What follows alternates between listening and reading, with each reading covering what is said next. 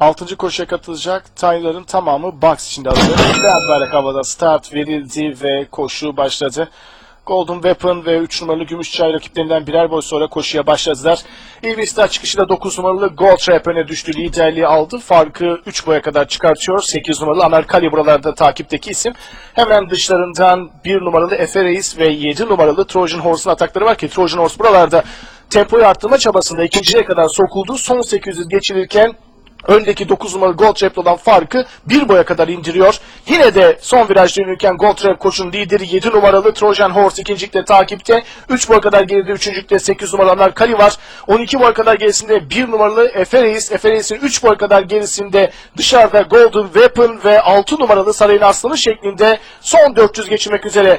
9 numaralı Gold Trap koşunun lideri fark 1 boy kadar ortadan Trojan Horse yürümeye çalışıyor. Onların hemen dışında 8 numaralı Amerikali ve 1 numaralı Efe Reis var. Aralardan yol bulmaya çalışan isimse 5 numaralı Quaresma.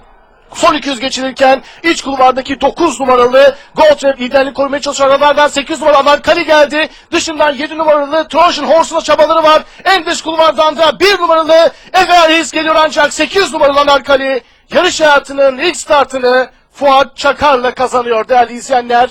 Muhtemel ganyanı 12 lira 80 kuruş koşuyu kazanan 8 numaralı Amerikali'nin.